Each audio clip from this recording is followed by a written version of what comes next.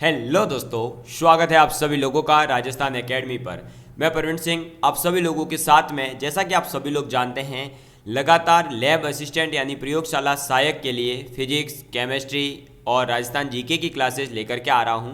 Biology वगैरह के लिए भी हम अभी बहुत जल्द ट्राई कर रहे हैं और राजस्थान जीके के एमसीक्यू की भी प्लेलिस्ट आप लोगों के लिए अवेलेबल करवाई गई है। और कई लोगों को लगता होगा कि सर आप वीडियो की बात तो करते हो लेकिन राजस्थान जीके की क्लासेस दिखती तो है नहीं। तो दोस्तों बेसिकली वो क्लासेस जो है प्लेलिस्ट के अंदर डायरेक्ट ऐड कर ली जाती है और प्लेलिस्ट के अंदर एडेड है। आप जा करके देखिए तो आपको पता चलेगा कि उसके अंदर कई मैराथन क्लासेस भी ऐड की गई है। ठीक है, थोड़ा सा आपको कष्ट करना पड़ेगा।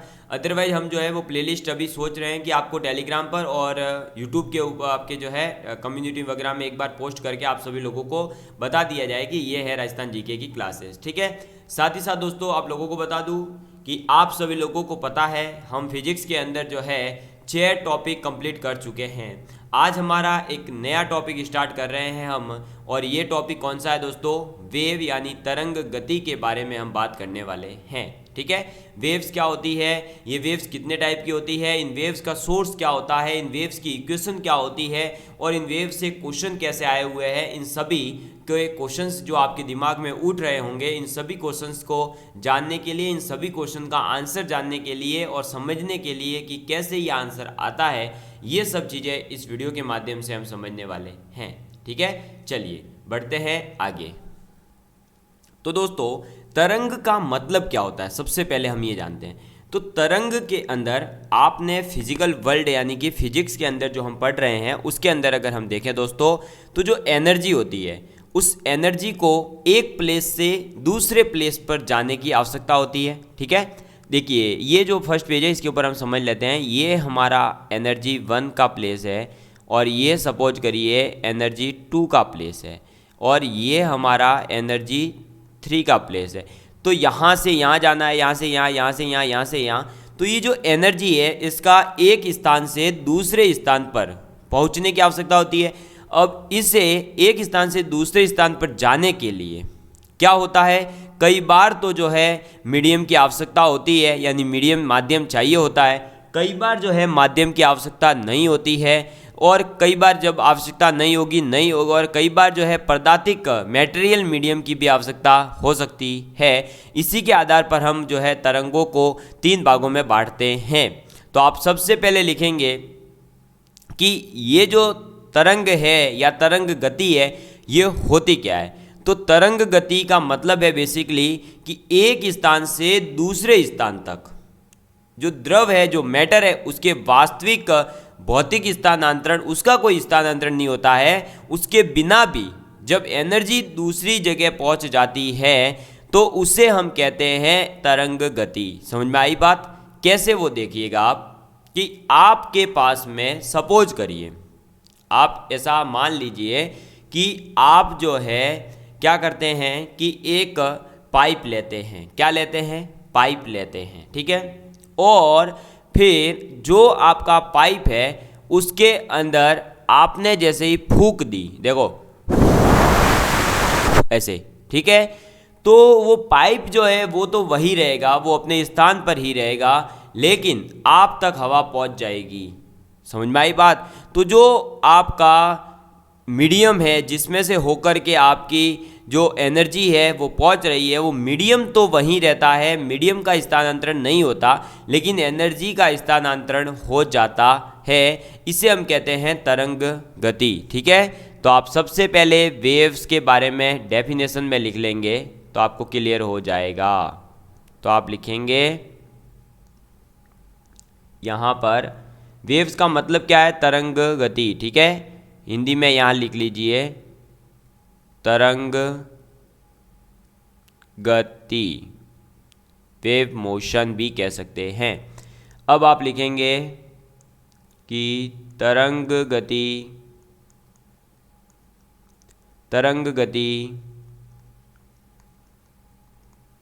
एक स्थान से दूसरे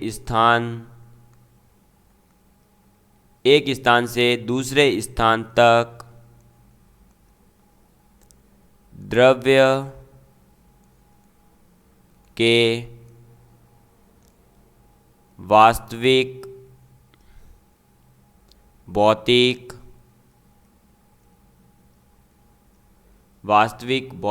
स्थानांतरण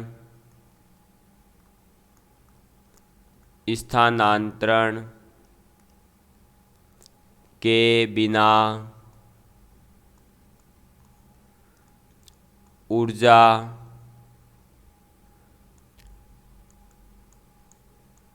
संचरण की एक महत्वपूर्ण विधि है। ठीक है, तरंग गति क्या है? तो एक स्थान से दूसरे स्थान तक द्रव्य का वास्तविक स्थानांतरण नहीं हो पाता है, उसके बिना भी एनर्जी जो है वो पहुंच जाती है। समझ में आ गई बात?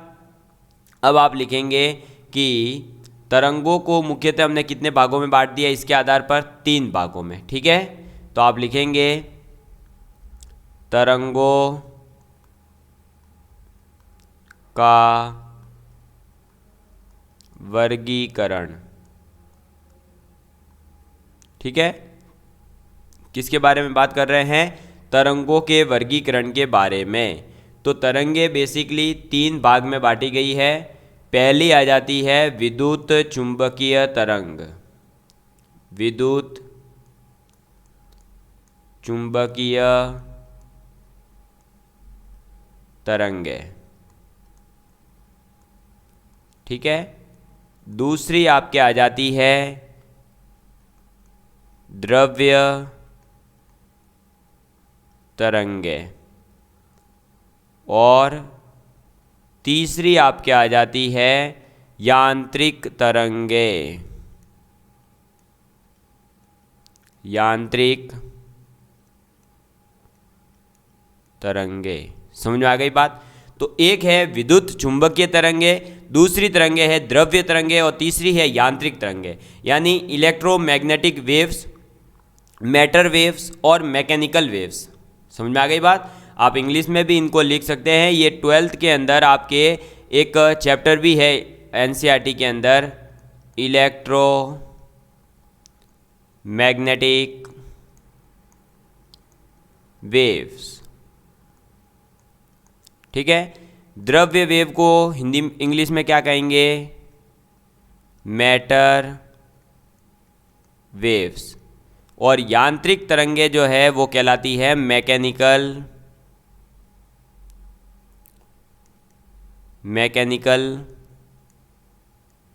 वेव्स। समझ में आ गई बात? ठीक है, चलिए अब बात करते हैं इन तीनों तरंगों के बारे में। तो सबसे पहले आप नोट पॉइंट में लिखेंगे किसके बारे में दोस्तों? तो सबसे पहले आप लिखेंगे विद्युत चुंबकीय तरंगे, विद्युत चुंबकीय तरंगे। ठीक है, यानी इलेक्ट्रोमैग्नेटिक वेव्स के बारे में हम बात करने वाले हैं। इलेक्ट्रोमैग्नेटिक वेव्स होती है जो एक स्थान से यानी एक प्लेस से दूसरे प्लेस तक एनर्जी का स्थानांतरण, एनर्जी को ऐसे ट्रांसफॉर्म करती है कि जो आपका मीडियम है उसकी आवश्यकता ही नहीं पड़ती। उसके लिए जो आपका मीडियम है, जिस मीडियम से वो जाएगी, उस मीडियम की आवश्यकता ही नहीं पड़ती है। और ऐसी कौन कौन सी वेव्स है? एग्जाम्पल बताइए सर, क्या ऐसी पॉसिबल है? हाँ पॉसिबल है। जैसे देखो, आपका ऊष्मा विकिरण, प्रकाश किरण है आपकी, तो जो प्रकाश है सूर्य से लेकर के पृथ्वी तक पहुंच रहा है, इसके बीच में कौन है? आप हो क्या? आप लेकर आ रहे होगा सूर्य को, उसके प्रकाश को पकड़ के? नहीं, किसी मीडियम की आवश्यकता नहीं। एक्सरे किरण जो होती है, रेडियो वेव्स होती जो है आपकी, गामा किरणें होती है, ये सभी जो है विद्युत चुंबकीय तरंगे हैं। ठीक है, तो सबसे पहले इसकी डेफिनेशन में लिखेंगे वे तरंगे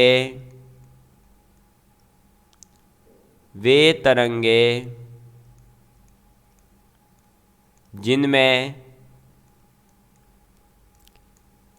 एक स्थान से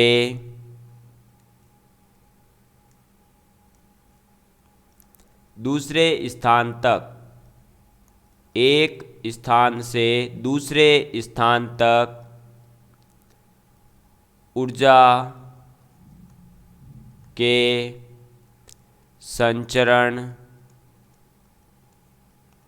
हेतु माध्यम की आवश्यकता नहीं होती। ठीक है, नहीं होती। विद्युत चुंबकीय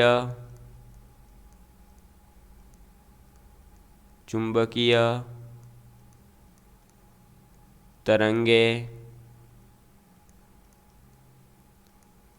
कहलाती है। समझ में आ गई बात? ठीक है। और उदाहरण में आप लिखेंगे, एक तो ऊष्मीय विकिरण और प्रकाश किरण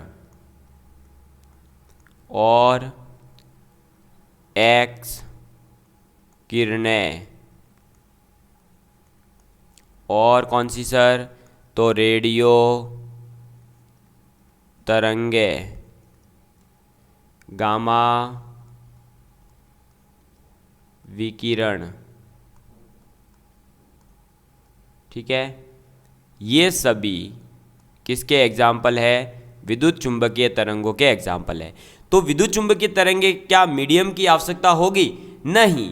किसी भी अगर आपसे पूछा जाए कि एनर्जी को एक प्लेस से दूसरे प्लेस तक जाने में क्या एनर्जी जो मीडियम है उसकी रिक्वायरमेंट कंपलसरी है? नहीं, कंपलसरी नहीं है। कुछ वेव्स ऐसी होती है जिनको मीडियम की आवश्यकता होती है, लेकिन सभी वेव्स को जो है मीडियम की आवश्यकता हो ये जरूरी नहीं है।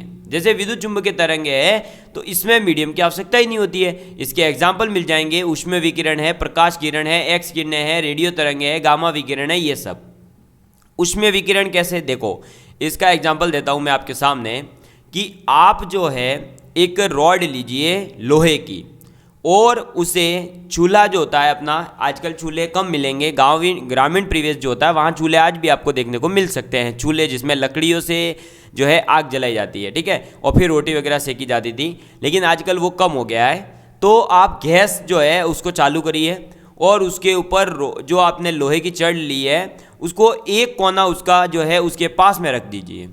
ठीक है, और फिर आप उसे आधे घंटे बाद या 15-20 मिनट बाद देखेंगे तो वो पूरी की पूरी जो रॉड है वो गर्म हो चुकी होगी। वो गर्म कैसे हुई? अगर एनर्जी ट्रांसफॉर्म नहीं हो रही है उसमें, देखो मीडियम तो कहीं जा ही नहीं रहा, वो तो रॉड तो वहीं की वहीं पड़ी रहेगी। रॉड का एक पॉइंट भी नहीं इधर से उधर होने वाला, तब भी पूरी की पूरी रॉड गर्म हो गई। क्यों हुई? ऊष्मीय विकिरण के कारण। वहाँ क्या हुआ कि जो एक सिरा था वो गर्म हुआ और फिर वो गर्म होकर के वो आगे चला और ठंडे उसके पास आते रहे। ऐसे करते करते सभी कण धीरे धीरे उस पूरी रॉड को गर्म कर देते हैं। तो यहाँ हमने देखा कि एनर्जी के ट्रांसफॉर्मेशन के लिए किसी माध्यम की आवश्यकता ही नहीं पड़ी। समझ में आ गई बात? ठीक है, तो ऐसे कुछ एग्जाम्पल्स आपको और भी देखने को मिल सकते हैं दैनिक जीवन में। ऐसे बहुत सारे एग्जाम्पल हैं जिन्हें हम देख सकते हैं। अब हम बात करेंगे मैटर वेव के बारे में। तो द्रव्य तरंगे यानी मैटर्स वेव। ठीक है, अब मैटर वेव के अंदर क्या होगा तो आप पहले डेफिनेशन लिख लीजिए, फिर मैं समझा देता हूं। जब किसी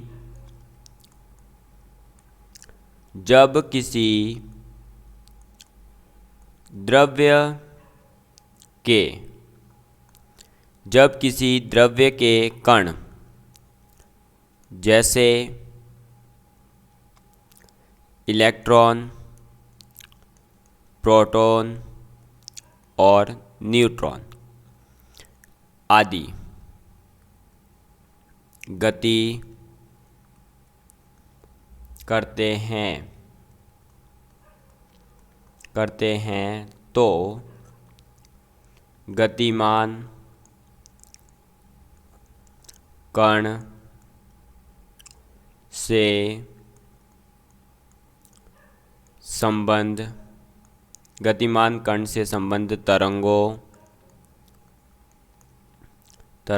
को द्रव्य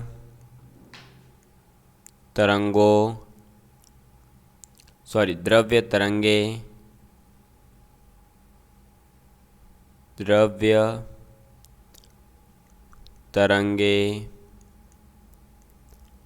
कहा जाता है। ठीक है, तो जब किसी द्रव्य के कण, जैसे कि आपका इलेक्ट्रॉन है, प्रोटॉन है, न्यूट्रॉन है, ये सब भी गति करते हैं, तो जो गतिमान कण हैं उनसे संबंध जो भी तरंगे हैं, उन तरंगों को हम क्या कहते हैं? द्रव्य तरंगे कहा जाता है। ठीक है, समझ में आ गई बात। और इसके लिए एक लाइन लिख लेंगे कि इलेक्ट्रॉन सूक्ष्मदर्शी में इलेक्ट्रॉन से संबंध द्रव्य तरंगों का उपयोग किया जाता है। ठीक है, तो द्रव्य तरंगे क्या है? जब किसी द्रव्य के कण, जैसे कि इलेक्ट्रॉन, प्रोटॉन, न्यूट्रॉन, ये जो है गति करने लगते हैं, तो जो गतिमान कण है उससे संबंध तरंगों को हम द्रव्य तरंगे कहते हैं। जैसे इलेक्ट्रॉन सूक्ष्मदर्शी जो होता है उसके अंदर इलेक्ट्रॉन से संबंध द्रव्य तरंगों का उपयोग किया जाता है। ठीक है, चलिए नेक्स्ट, थर्ड जो टाइप आता है वेव्स का, वो है यांत्रिक तरंगे। यांत्रिक तरंगे यानी मैकेनिकल वेव्स। ठीक है, यांत्रिक तरंगे यानी मैकेनिकल्स वेव, इसके अंदर आप लिखेंगे वे तरंगे जिनके एक स्थान से दूसरे स्थान तक संचरण हेतु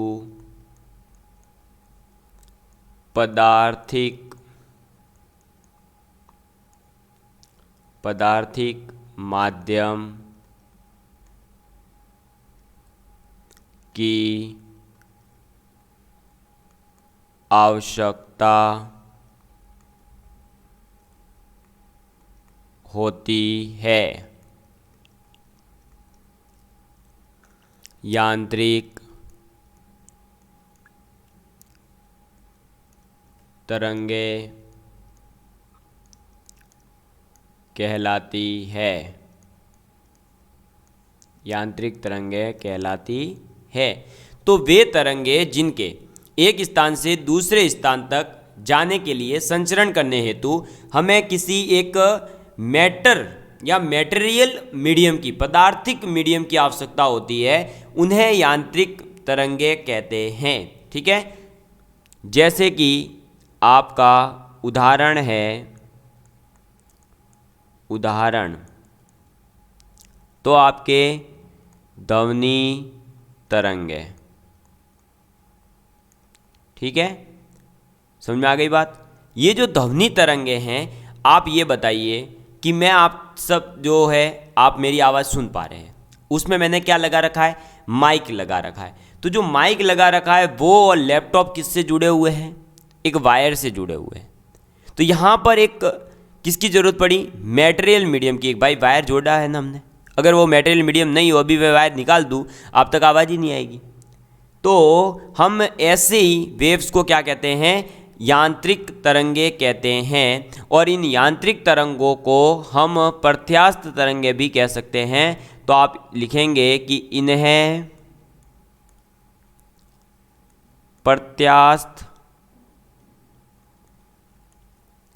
प्रत्यास्थ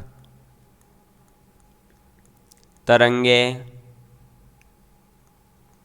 भी कहा जाता है, भी कहा जाता है। समझ में आ गई बात। तो यांत्रिक तरंगे जो है, इसी के साथ में आपके तीनों के तीनों टाइप्स वेव के जो है वो कंप्लीट होते हैं।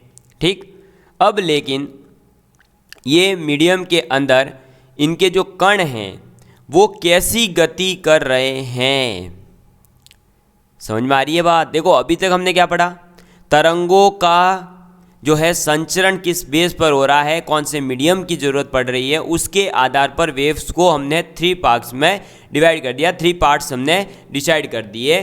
पहला पार्ट कौन सा है, तो पहली वेव्स है विद्युत चुंबकीय तरंगे, इलेक्ट्रोमैग्नेटिक वेव्स, दूसरी है द्रव्य तरंगे यानी मैटर वेव्स, और तीसरी है यांत्रिक तरंगे यानी मैकेनिकल वेव्स। लेकिन ये वेव्स तो जो है इनके संचरण के आधार पर बांटी गई है। अब हम बात करेंगे कि जो कण की गति है, इनके अंदर जो पार्टिकल्स है उनका मोशन है, उस मोशन के बेस पर हम डिसाइड करेंगे कि वेव्स जो है वो कितने टाइप्स की होती है। तो वेव्स 2 टाइप की होती है, एक लॉन्गिट्यूडनल वेव होती है, एक ट्रांसवर्स वेव होती है। तो आप लिखेंगे यहाँ पर अब कण की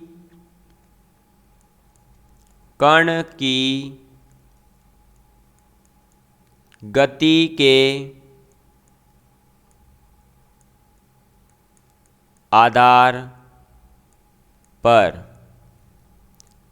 वर्गीकरण। ठीक है, तो अब हम किसकी बात करने वाले हैं, जो कण हैं, पार्टिकल्स हैं जो वेव के, उनका मोशन किस प्रकार का होता है, उस मोशन के आधार पर हम डिसाइड करेंगे कि वेव्स कितने टाइप की होती है। तो वेव्स कितने टाइप की होती है, 2 टाइप्स की है। कितने टाइप्स की है वेव्स, 2 टाइप्स की है। ठीक है सर, 2 टाइप्स की है, तो कौन कौन से 2 टाइप्स है, तो 2 टाइप्स में आप लिखेंगे, एक तो है अनुदैर्ध्य तरंग, आप लिखेंगे अनुदैर्ध्य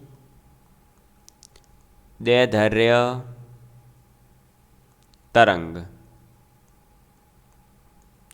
ठीक है, ये हो गई पहली। और दूसरी कौन सी है, तो दूसरी है आपके अनुप्रस्थ तरंगे, अनुप्रस्थ तरंगे। समझ में आ गई बात, क्लियर है आप सभी लोगों के। इन्हें इंग्लिश में क्या कहा जाता है, कई बार क्या होता है कि ये अनुदैर्ध्य और अनुप्रस्थ आपने नाम भी नहीं सुने हो और इंग्लिश में पता हो, तो आप लिख सकते हैं लॉन्गिट्यूडनल वेव्स।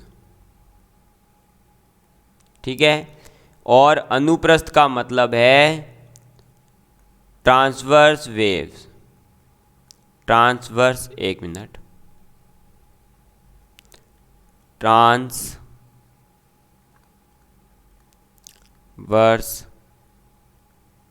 वेव्स। समझ में आ गई बात।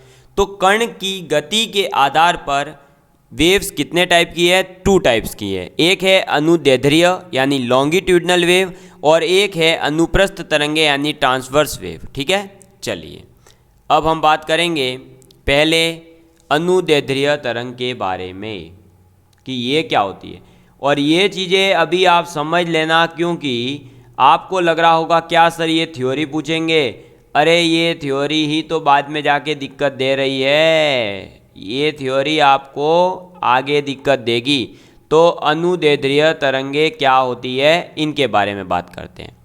अनुदैर्ध्य तरंग के अंदर बेसिकली क्या होता है कि जो तरंग की गति है और उसमें माध्यम के कण जो है वो तरंग संचरण की दिशा में अगर कंपन कर रहे हैं तो आप कहेंगे तरंग अनुदैर्ध्य है। मतलब तरंग गति में जो मीडियम है आपका, उस मीडियम के जो पार्टिकल्स हैं वो और जो तरंग की मोशन की डायरेक्शन है वो दोनों सेम है।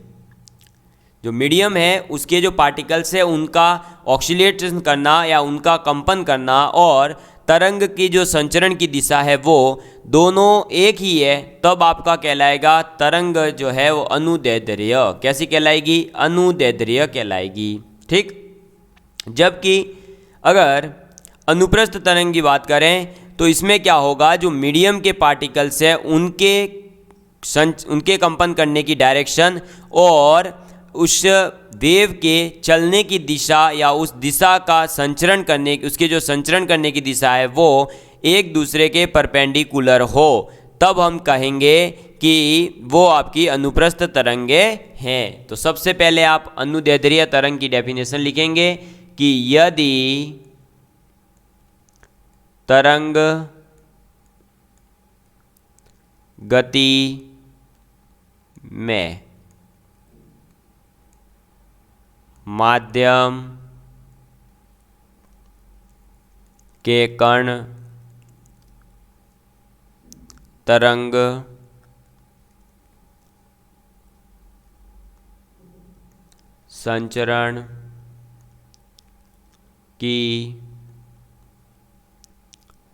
संचरण की दिशा में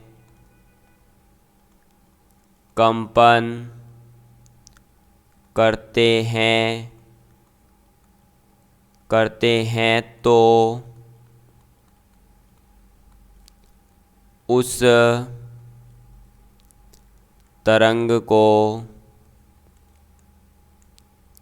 अनुदैर्ध्य तरंग कहते हैं। अनुदैर्ध्य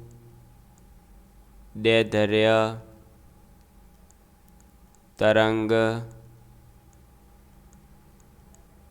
कहते हैं। समझ में आ गई बात।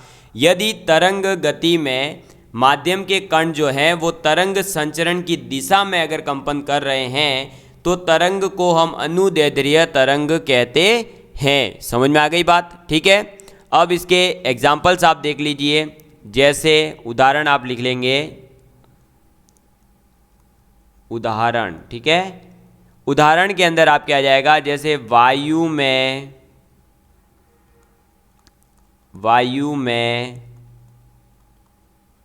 ध्वनि की तरंगे, ठीक है। तो ये आपको याद रखने हैं, ये एग्जाम्पल्स आपसे पूछे जा सकते हैं। ऐसे ही ठोस में अनुदैर्ध्य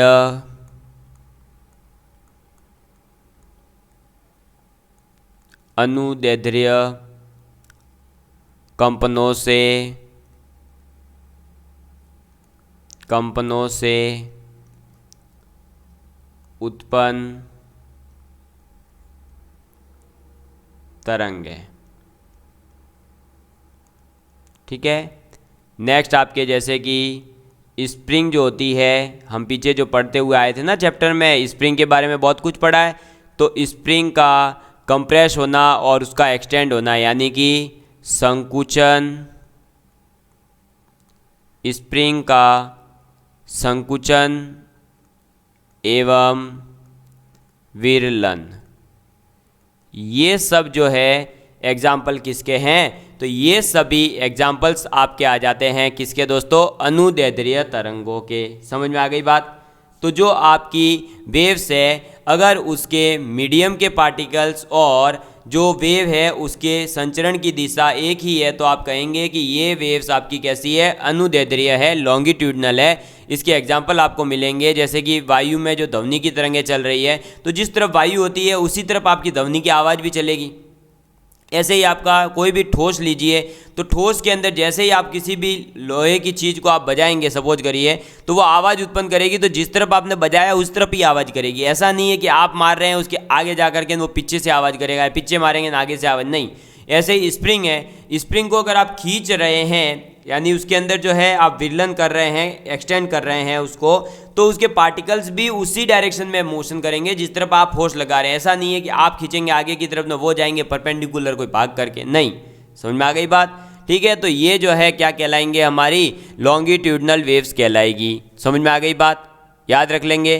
तो अनुदैर्ध्य तरंगों के संचरण के लिए माध्यम का संपीड्य होना जरूरी होता है। क्यों होता है? क्योंकि अगर संपीड़न नहीं होगा, मतलब कहीं पर दाब अत्यधिक नहीं होगा और कहीं पर कम नहीं होगा, तो वेव्स चलेगी कैसे? समझ में आ रही है बात। तो आपका अनुदैर्ध्य तरंग के संचरण के लिए मीडियम का संपीड्य होना जरूरी है।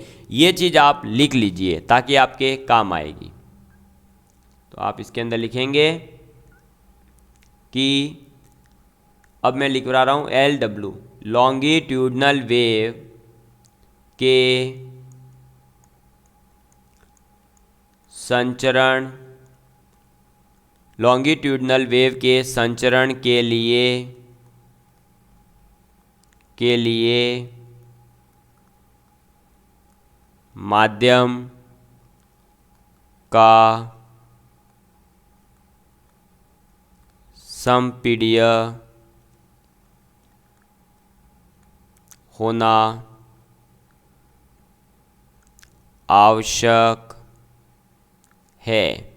यानी कि कंप्रेसिबिलिटी जो है मीडियम के अंदर होनी कंपलसरी है। अगर वो कंप्रेस नहीं होगा तो कहीं पर जो है आपका प्रेशर कम नहीं होगा, कहीं अधिक नहीं होगा। और अगर ऐसा नहीं हुआ, प्रेशर में चेंज नहीं हुआ, तो फिर वो जो है वेव्स आगे नहीं बढ़ पाएगी। समझ में आ गई बात। तो कहीं पर जो है मीडियम की डेंसिटी और प्रेशर का कम होना पड़ेगा, कहीं पर इसका ज़्यादा होना पड़ेगा। ज़्यादा कहाँ होगी? जहाँ पर जो है पार्टिकल्स एकदम पास आ जाएंगे, और जहाँ एकदम दूर होंगे, जहाँ विलन आ रहा होगा, वहाँ ये क्या हो जाएगा? कम होगा। तो ये अगर कम और ज़्यादा नहीं होगा तो वेव्स चलेगी ही नहीं आगे। तो चलने के लिए ये ज़रूरी है कि उसका मीडियम समपीड्य हो। ठीक है, चलिए नेक्स्ट आप इसके अंदर लिख लेंगे कि मैं इसका डायग्राम भी बनवा दूंगा अभी। 2 क्रमागत विरलनों या संपीड़नों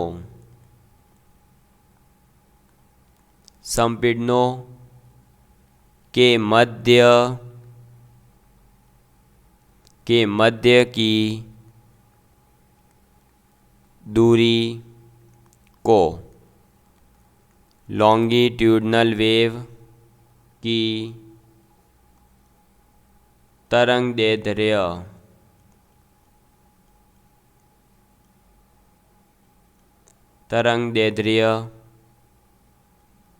लैम्डा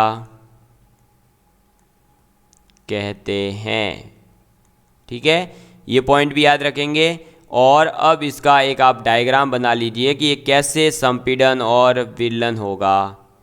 तो ये जो है डायग्राम बना रहा हूँ, ये सपोज करिए संपीड़न का है। फिर इसको जैसे ही आपने खींचा तो ये इस प्रकार से क्या हो गया? विरलन आ गया। फिर ये वापस से संपीड़ित हो गई, फिर ये वापस से विरलन आ गया। ठीक है, तो ये जो पोर्शन है ये क्या कहलाएगा? ये पोर्शन तो कहलाएगा संपीड़न। ठीक है, इसको मिटा देते एक बार, एक सेकेंड, इसको थोड़ा सा, ये लो। ये तो क्या कहलाएगा?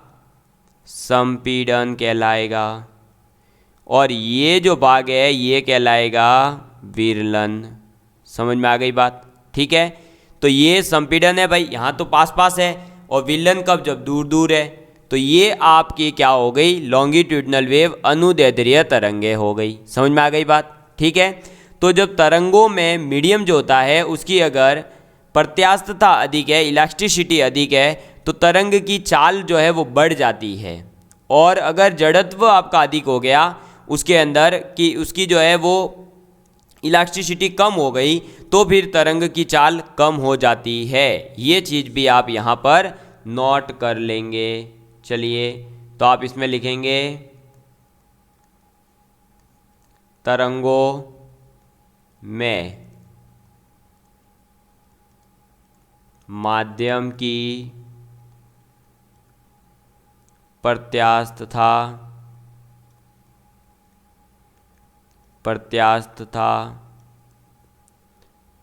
अधिक होने पर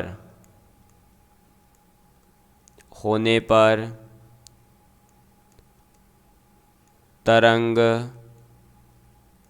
की चाल बढ़ जाती है व जड़त्व अधिक, ठीक है, अब जड़त्व और प्रत्यास्थता दोनों अलग अलग है, मतलब एक दूसरे के अपोजिट होते हैं। क्यों? जिसका जड़त्व यानी कि उसके अंदर जो है इनर्शिया ज़्यादा होगा, वो एकदम कठोर ज़्यादा होगी, और प्रत्यास्थता का मतलब इलास्टिक ज़्यादा, यानी कि एकदम प्लास्टिक की तरह थोड़ी मुलायम मुलायम हो। तो जड़त्व अधिक है तो अल्टीमेटली उसका जो प्रत्यास्थता होगी, प्रत्यास्थता वो कम हो जाएगी। ठीक है, तो मैंने लिख दिया प्रत्यास्थता कम और जड़त्व अधिक। तो ये अगर अधिक है तो अधिक होने पर तरंग की चाल कम हो जाती है। ठीक है, तो तरंगों में माध्यम की प्रत्यास्थता जो है वो अधिक है तो तरंग की चाल बढ़ जाएगी, और जड़त्व अगर अधिक है या प्रत्यास्थता कम है तो तरंग की चाल कम हो जाती है। और ये आप सभी लोगों के सामने मैंने डायग्राम के माध्यम से भी पूरा कंप्लीट कर लिया है। ठीक है, चलिए अब बढ़ेंगे आगे। तो हमारी अब लॉन्गिट्यूडनल वेव के बाद में कौन सी आ जाती है? Transverse wave. ठीक है, या फिर कौन सी? अनुप्रस्थ तरंगे कहा जाएगा। तो आप लिखेंगे अनुप्रस्थ तरंगे। ठीक है, और इसे इंग्लिश में क्या कह रहे हैं हम? Transverse wave. Transverse waves. ठीक है, समझ में आ गई बात? तो अब हम दोस्तों अनुप्रस्थ तरंगे या ट्रांसवर्स वेव्स के बारे में अगली वीडियो के अंदर बात करेंगे। आज हमने पढ़ लिया है वेव क्या है, वेव्स के टाइप्स क्या हैं, और वेव्स की जो पार्टिकल्स हैं उनके मोशन के बेस पर वेव्स के कितने टाइप्स है। ठीक है, चलिए धन्यवाद दोस्तों।